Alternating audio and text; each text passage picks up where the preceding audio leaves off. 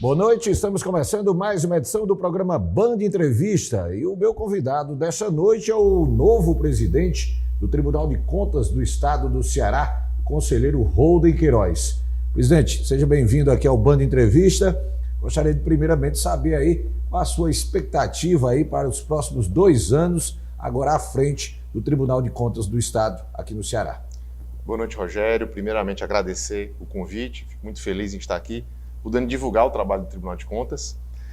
Assumimos agora, dia 8 de janeiro, e a missão ela é muito séria, é muito impactante. 2 anos passam muito rápido, então a gente tem que planejar e tem que agir rápido, né?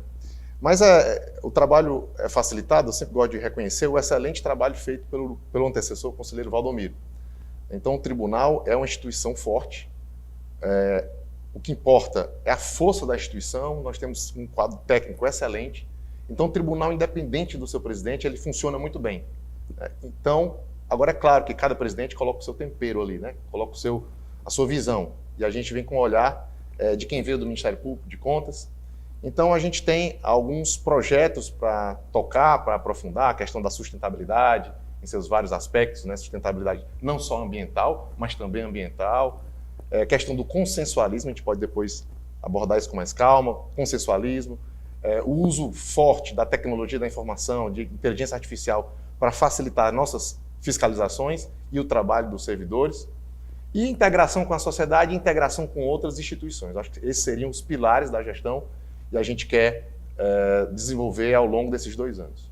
O Tribunal de Contas do Estado, desde que assumiu as responsabilidades do antigo TCM, Tribunal de Contas dos Municípios, passou a ter, vamos dizer, uma abrangência muito maior nas suas funções, além de acompanhar, de fiscalizar os gastos relacionados ao Estado, né? Agora também, já há vários anos, tem a responsabilidade também de acompanhar o trabalho de fiscalização, não só, vamos dizer assim, das prefeituras do interior, como também aí das suas câmaras municipais.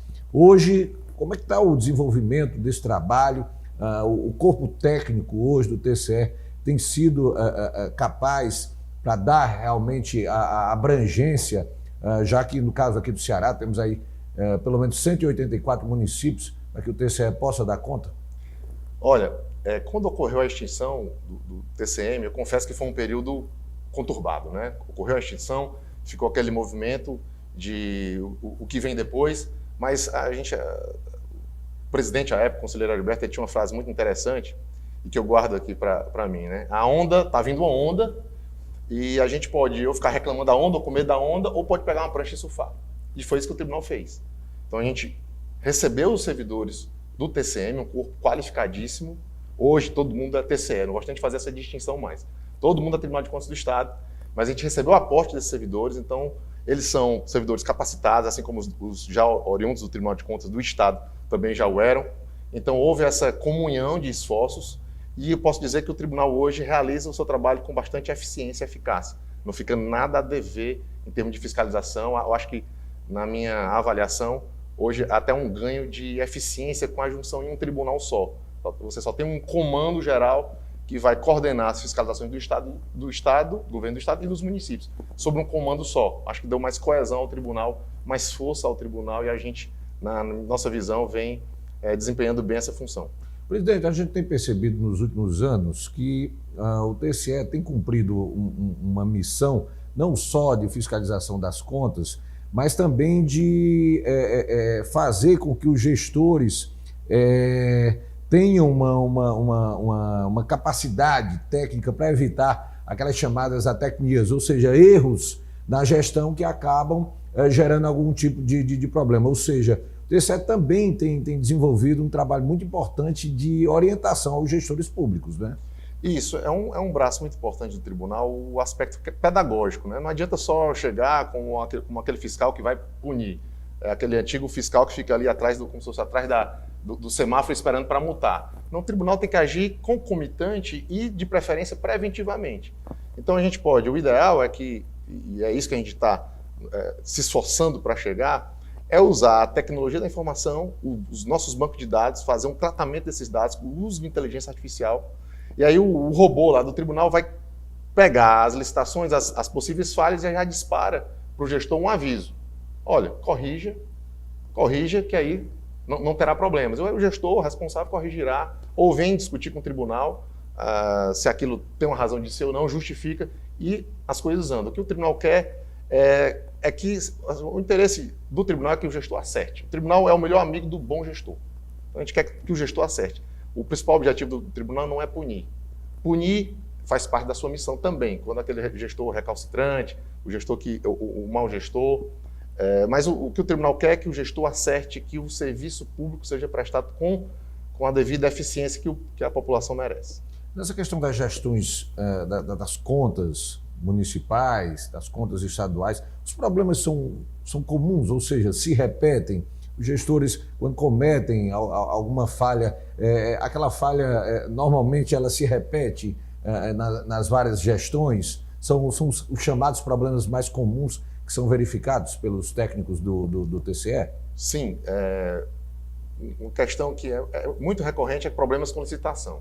Né? E agora, com a nova lei de licitações, o problema pode redobrar porque é uma lei nova e que os gestores precisam tomar até conhecimento. Então o tribunal tem feito cursos, né, até com o apoio do Instituto Rui Barbosa, que é presidido pelo conselheiro Adilberto Pontes, o Instituto Nacional, que congrega aí o braço acadêmico dos tribunais de contas. Nós temos uma escola de contas também, uma forte escola de contas, então estamos fazendo um trabalho de preparar os gestores para essa nova realidade.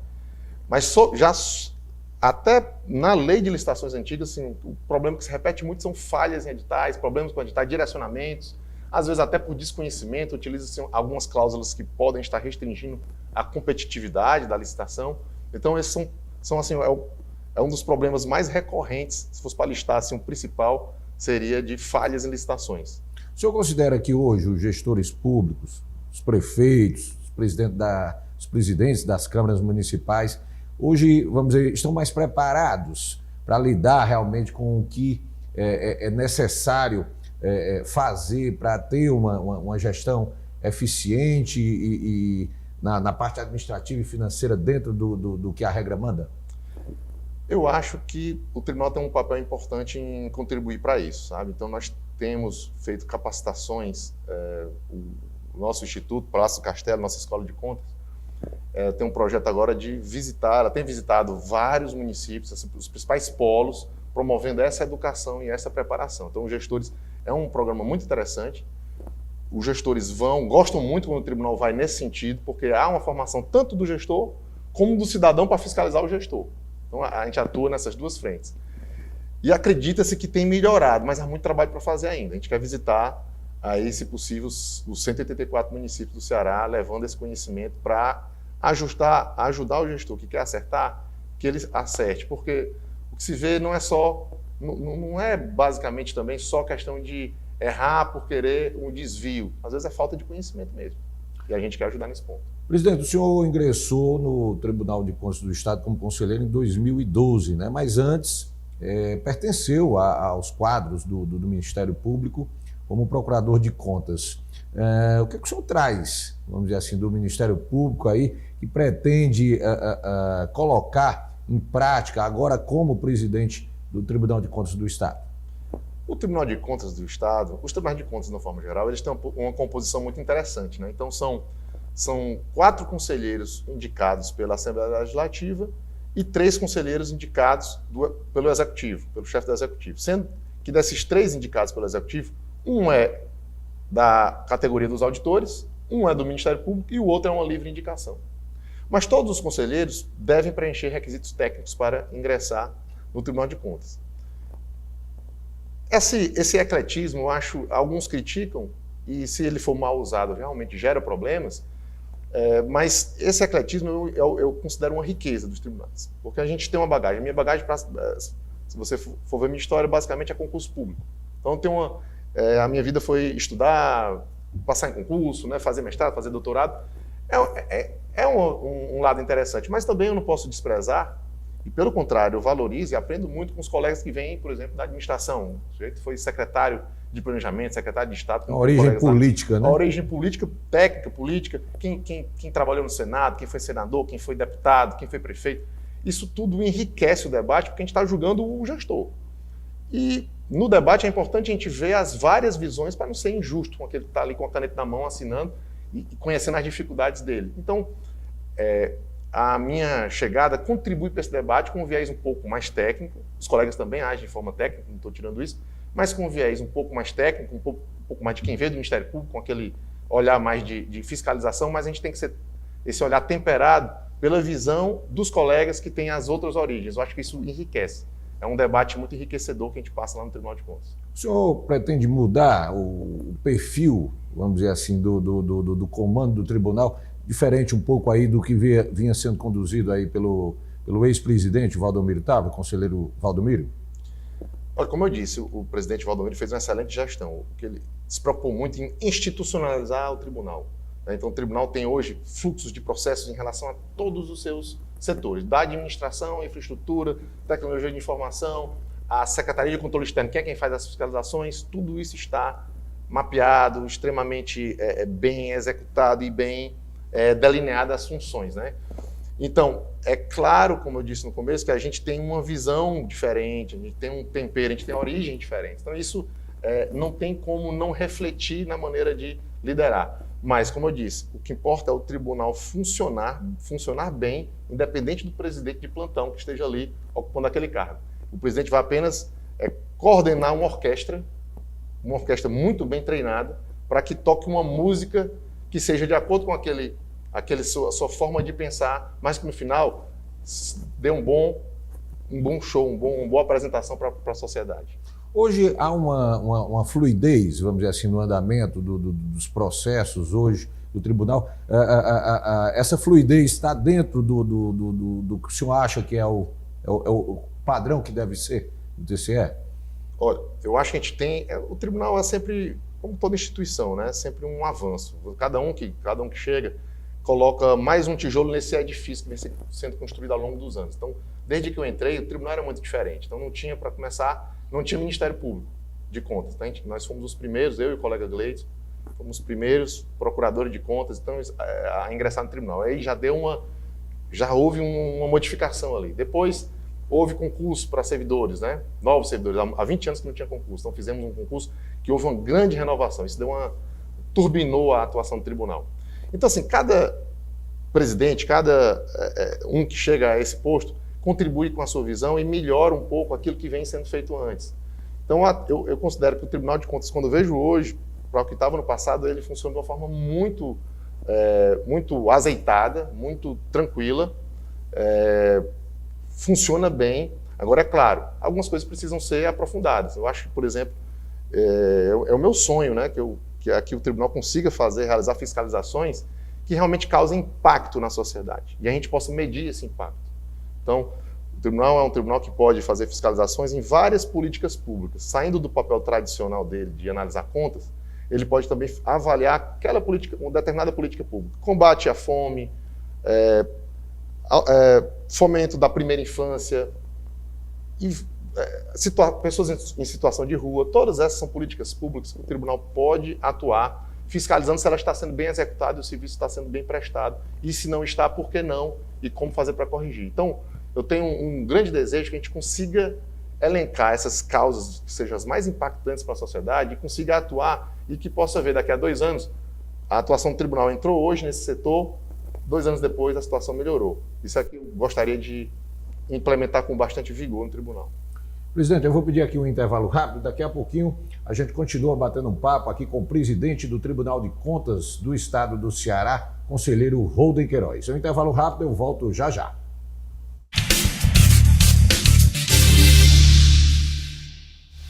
Estamos de volta aqui com o programa Band Entrevista. Hoje o meu convidado é o presidente do Tribunal de Contas do Estado do Ceará, o conselheiro Holden Queiroz. Presidente, vamos falar aqui um pouquinho sobre o corpo técnico hoje do TCE Ceará. Hoje, os funcionários, a quantidade de servidores, principalmente aqueles que atuam na ponta, ou seja, visitando os municípios, né, também analisando as contas do Estado. Esse corpo técnico hoje é suficiente para desempenhar um bom trabalho à frente do TCE? Olha, é claro que isso sempre pode avançar. Eu posso até estar correndo risco de depois me contradizer no futuro e ver que não, precisamos de mais gente. Mas no momento a minha preocupação é com o pessoal que tem, que é extremamente técnico, qualificado, como é que a gente faz para melhorar os processos de forma que haja mais produtividade. Essa é a minha missão, sem aumentar gasto. Como é que a gente pode fazer isso? Com treinamento dos servidores e com o uso intensivo de ferramentas de cibernética, né? Inteligência artificial e os correlatos. Então, nós estamos aí em estudo para criar um chat GPT do tribunal, assim, com o objetivo de otimizar e automatizar parte das rotinas de trabalho, aquelas rotinas que são mais simples, o sistema poderia fazer e livra o tempo do servidor para que ele vá lá a campo e faça a fiscalização, que a máquina não pode fazer, e a campo pegar a evidência da fraude, do problema ou da qualidade do serviço, tá certo? E também o uso da inteligência artificial para cruzamento de dados e verificar os potenciais riscos aí de fraudes. Acho que se a gente conseguir investir com essas ferramentas de produtividade que estão aí à disposição no mercado, a gente consegue ter um ganho de eficiência, de produtividade, sem aumentar, no momento, o número de servidores. A tecnologia da informação hoje está presente aí, não só no poder público, como também na iniciativa privada. Hoje, no caso do TCE, vocês já utilizam muito dessa tecnologia no sentido para dar não só mais produtividade, mas também resultado no aspecto de detectar fraudes na administração pública? A gente utiliza, mas precisa aprofundar. Então, a coisa está evoluindo, a gente tem que acompanhar essa evolução. Então, nós já temos até em convênio com o Tribunal de Contas da União o robô deles, do Tribunal Alice.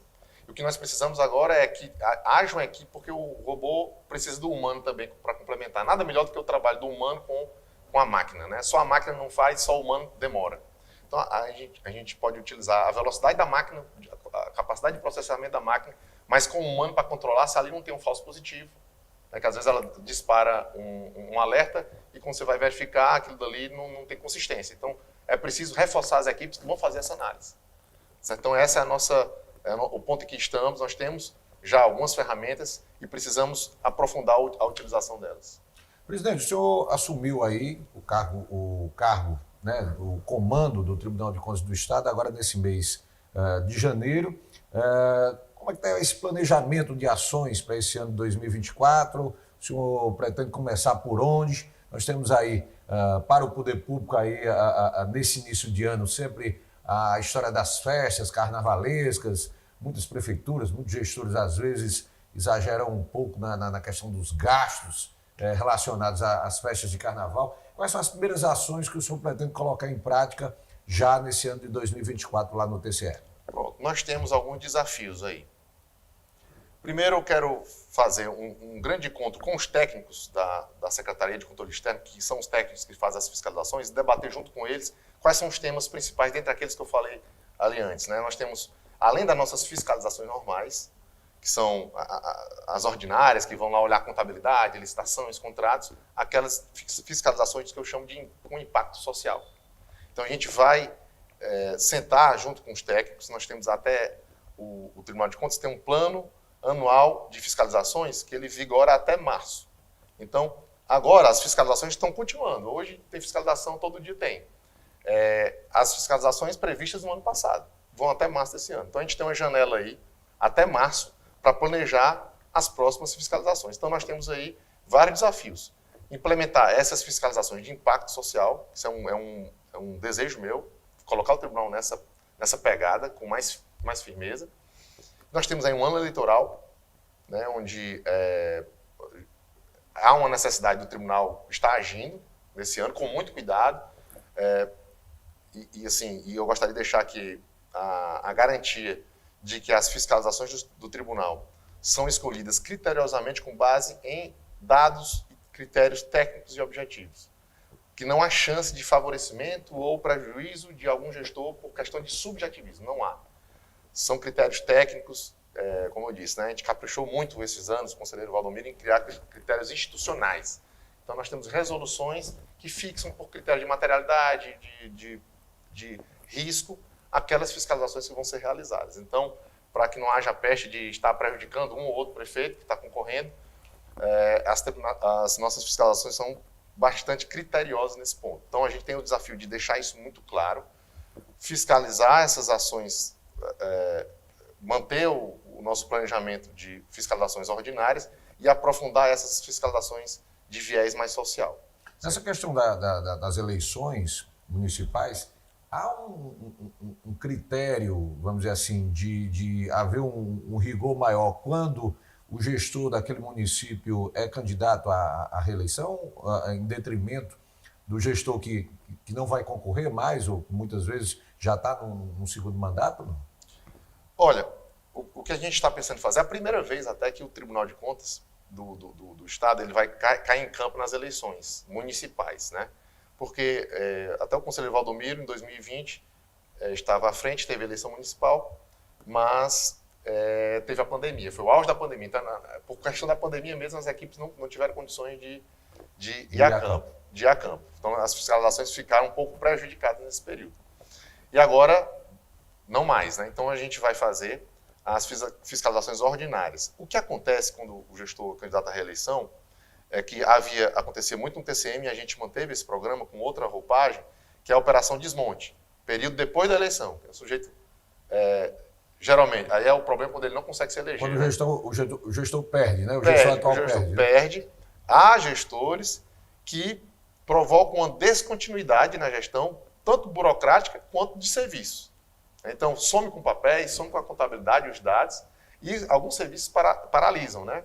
Então, o Tribunal de Contas do município já tinha uma gestão, uma atuação importante nisso aí, que era a Operação Desmonte, e o Tribunal de Contas do Estado, a gente tem a nossa transição responsável. É um projeto que a gente busca evitar que isso aconteça. Isso para depois das eleições.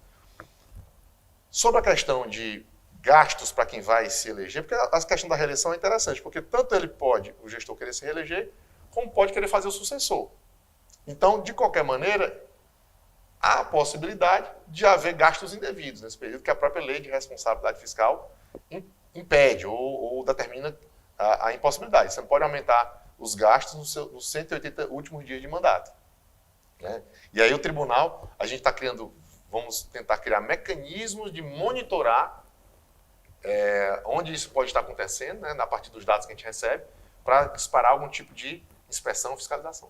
Presidente, eu vou voltar aqui a falar sobre a história do carnaval, porque a população no interior, tem gente que critica a ação de gestores que investem na festa. Não tenho dúvida que o carnaval é uma cultura popular, a cultura do brasileiro, que também incrementa a questão do turismo e tudo, mas muitos gestores, às vezes, exageram nos gastos. E se tratando, às vezes, de municípios onde alguns serviços básicos, como, por exemplo, a questão da saúde, da educação, está comprometida. Ou seja, o município está carente, vamos dizer, na prestação desse serviço. E acaba fazendo gastos grandes relacionados à festa, e isso gera uma reação, muitas vezes, por parte dos moradores daquela cidade. O TCE, ele tem alguma ação específica relacionada a essa festa, ao carnaval? Olha, o problema do carnaval é uma questão que o tribunal analisa muito sob o ponto de vista da licitação ou da inexigibilidade de licitação. Muitas vezes o que acontece é o pagamento daquele artista está em desacordo com a própria lei, né? E sem base numa pesquisa de mercado que dê suporte àquele preço cobrado. Então, o tribunal tem uma atuação muito forte em relação a esse ponto, sempre que também há denúncia sobre isso, a gente cai em campo para verificar. Existe também a questão, que é um tema muito cuidadoso que a gente tem que entrar para não nos imiscuirmos na escolha do gestor. Até que ponto o carnaval pode ou não pode ter? É o tribunal que vai decidir? Então, a gente tem que ter muito cuidado com isso aí. A gente vê que o Ministério Público atua muito forte nesse ponto. Há uma crítica muito forte da imprensa. Eu, como pessoa física também, Holden, também não acho que seja adequado. O gestor que tem um município que está com carência em vários setores, organizar uma festa de carnaval. Por outro lado, o tribunal, como instituição, ele tem que ter muito cuidado para não interferir na escolha do gestor. Agora, se o gestor contratou aquele artista de forma superfaturada, se contratou sem um devido processo licitatório ou, no caso de inexigibilidade, que geralmente é contratado por inexigibilidade, mas que existem uma certa série de regras que devem ser cumpridas. Então, o tribunal atua muito nessa área aí. E o Ministério Público estadual vai mais forte nessa questão das escolhas. Se o gestor fez isso em detrimento de direitos fundamentais. Essa ação, ela acontece de forma preventiva ou depois que o evento acontece? Olha, geralmente tem sido reativo. O tribunal tem sido, recebe uma denúncia, vê a contratação, geralmente a denúncia até do opositor, né? Então a gente tem que sempre cuidado com isso. A população, alguns denunciam e o tribunal está aberto a receber e aí faz a toda a análise. Presidente, um dos pontos, quando a gente fala em contas públicas, né, o eleitor, de maneira geral, ele se preocupa muito na questão da transparência por parte das administrações públicas, né, dos prefeitos, governador. O que é que o TCE tem feito, tem buscado para que esses gestores possam dar um pouco mais de transparência para o eleitor em relação aos gastos públicos na seara dos municípios? Bom, primeiramente o tribunal tem que dar o exemplo, né? Primeiro passo, para você cobrar a transparência dos outros, você tem que ser transparente. E o tribunal, ele recebeu o prêmio aí de top de transparência, né? Selo diamante em transparência, né? É o topo de transparência. Então, todas as nossas sessões são disponibilizadas, nossos dados são abertos, salvo questões sigilosas, processos sigilosos por lei. Mas quem quiser consultar um processo está lá, quem quiser entrar no tribunal para assistir uma sessão pode entrar. Basta se identificar e chega lá e assiste a sessão, assiste pelo YouTube, é divulgado em todos os canais e pode acessar o nosso tribunal, tem lá o nosso site, é extremamente bem criterioso com a questão do acesso à informação. E aí também tem rotineiramente fiscalizações do tribunal acerca da transparência. Então a gente vai olhar os portais de transparência dos municípios, do estado e ver onde é que eles estão falhando e cobrar melhorias. Então, assim, porque a transparência é um pilar da democracia, né? Se não houver transparência, o cidadão não tem como avaliar aquela gestão, não tem como provocar os órgãos de controle para atuar. Presidente, gostaria de agradecer a sua presença aqui no Band Entrevista, estamos aqui sempre à sua disposição. Eu que agradeço. Muito obrigado. Band Entrevista deste sábado vai ficando por aqui, eu vou agradecendo a sua audiência e a gente já marca um compromisso para o próximo sábado. Até lá.